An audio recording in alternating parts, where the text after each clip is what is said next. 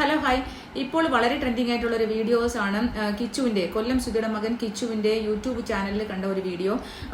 പിന്നെ കൊല്ലം സുധിയുടെ അവാർഡുകൾ, കിട്ടിയ അവാർഡുകളെല്ലാം കൂടി ഭാര്യ ചാക്കിനകത്താക്കി കട്ടിന്റെ കീഴിൽ ഇട്ടിരിക്കുകയാണ്.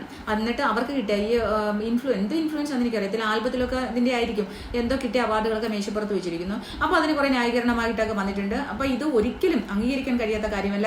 കൊല്ലം സുധിയെ ഇതുവരെ ഇഷ്ടപ്പെടാത്ത ആൾക്കാർക്ക് പോലും ഒരിക്കലും സങ്കല്പിക്കാൻ പറ്റാത്ത കാര്യമാണ്. കൊല്ലം സുധി എന്ന് പറയുന്ന അനുഗ്രഹീത കലാകാരനായിരുന്നു. അദ്ദേഹം മരണപ്പെട്ടു പോയി. അദ്ദേഹത്തിന്റെ കിട്ടിയ അവാർഡുകളൊക്കെ സൂക്ഷിച്ചു വെക്കാനും അദ്ദേഹത്തിന്റെ മക്കൾക്ക് ജീവിക്കാനുമായിട്ട് ഫ്ലവേഴ്സ് ടിവി ഒരു വീട് വെച്ച് കൊടുത്തിട്ടുണ്ടായിരുന്നു. വളരെ സാധാരണക്കാർക്ക് ചിന്തിക്കാൻ കഴിയുന്നതിൽ അപ്പുറമായിരുന്നു. എത്രയും നല്ലൊരു വീടാണ്.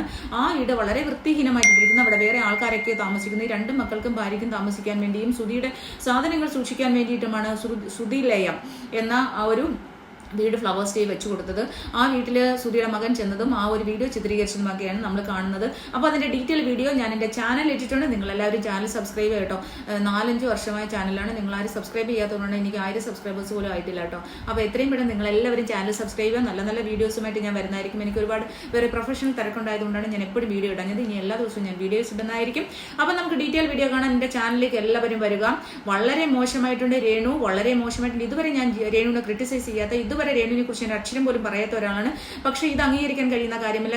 രേണുവിന്റെ ജീവിതവും കാര്യങ്ങളും, എന്ത് പ്രൊഫഷൻ വേണമെങ്കിലും സ്വീകരിക്കാം, എന്ത് ഇഷ്ടം, അവനവന് ജീവിക്കാൻ വേണ്ടി എന്ത് മാർഗങ്ങൾ വേണമെങ്കിലും സ്വീകരിക്കാം. അത് അവരവരുടെ കാര്യം മാത്രമാണ്. പക്ഷേ കൊല്ലം സുധി എന്ന് പറയുന്ന കലാകാരന്റെ പേരിലാണ് നിങ്ങൾ ഇന്ന് ജീവിച്ചു പോകുന്നത്.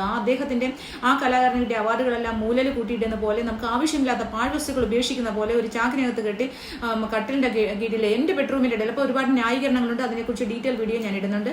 എല്ലാവരും ചാനൽ വന്ന് കാണുക. ഓക്കെ.